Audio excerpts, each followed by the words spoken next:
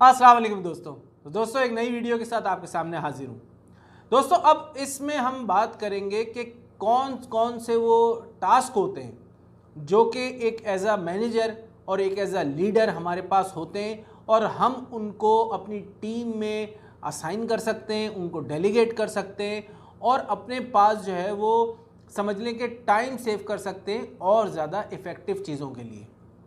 तो इसमें जो सबसे पहले मैंने निकाला है वो टाइम कंज्यूमिंग टास्क। इसको याद रखिएगा, वो टास्क जो कि वक्त ज़्यादा लेते हैं लेकिन उनकी इम्पोर्टेंस कम होती है।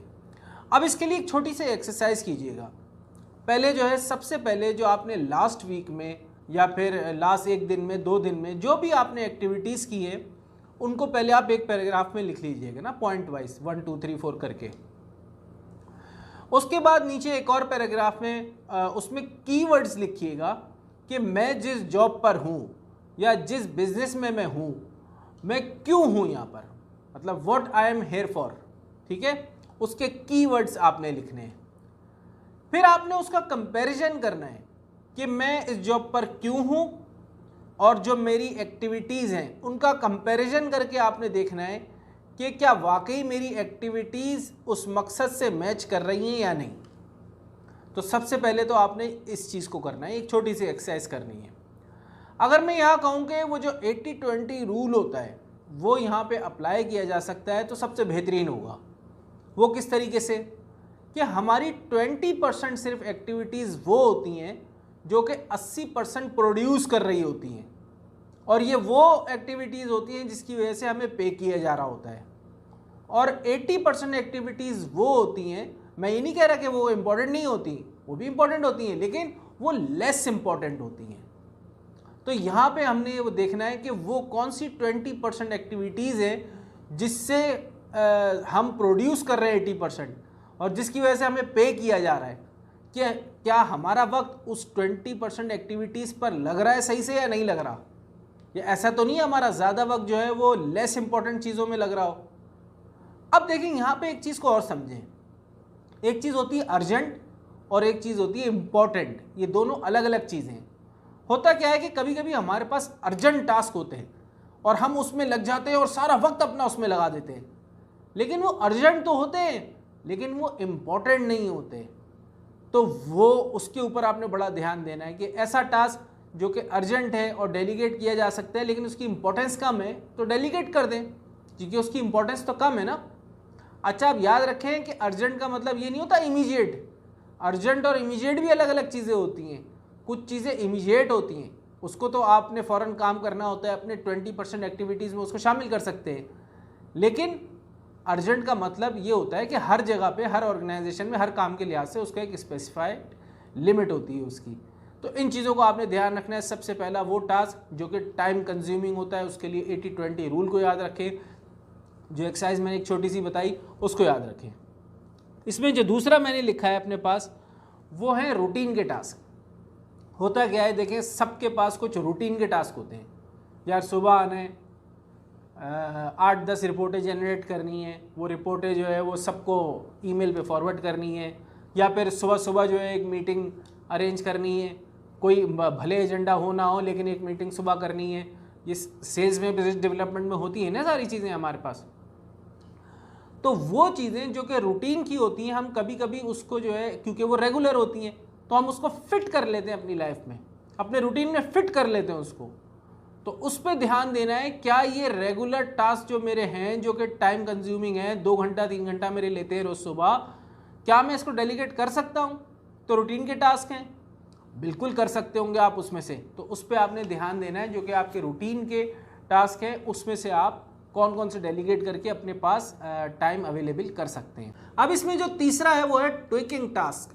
ये वो टास्क होते हैं, इसका मतलब यानी कि आप माइनर ऑल्ट्रेशन करते हैं अपनी टीम के वर्क में।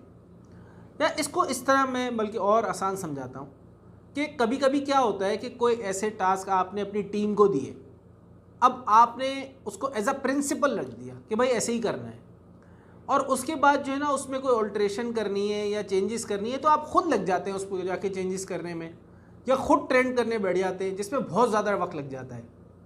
अब मिसाल के तौर पे आपकी एक बहुत बड़ी सेल्स टीम है, ठीक है, अब आप अगर ये ट्रेनिंग ले रहे हैं तो आप अपना सारा वक्त लगाकर उनको ये चीज़ें दोबारा सिखाने की बजाय आप यही कोर्स, यही ट्रेनिंग जो है वो लेकर अपनी टीम को असाइन कर सकते हैं।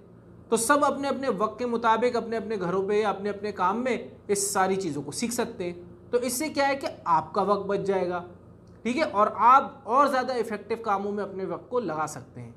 तो एक मिसाल इसकी ये भी है। तो ये ट्रैकिंग टास्क के ऊपर बड़ा ध्यान देना है। यहाँ से भी आप अपना वक्त भी बचा सकते हैं, अपनी एनर्जी भी बचा सकते हैं और आप और ज़्यादा इफ़ेक्टिव कामों में अपना ध्यान दे सकते हैं।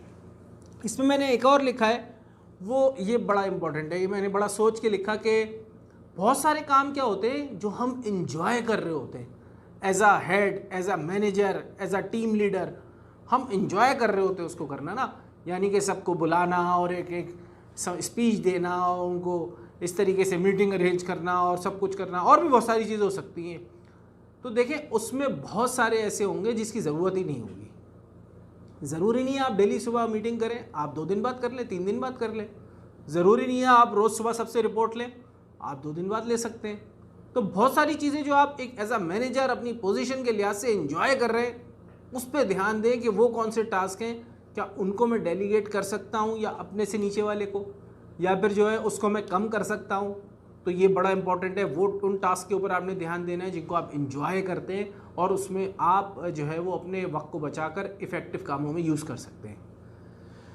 इसमें एक और मैंने लिखा है, वो है, इसको ये समझ ले कि जो रोल्स आपके टीम के लोगों के होते हैं ना, आप वो लेना शुरू कर देते हैं।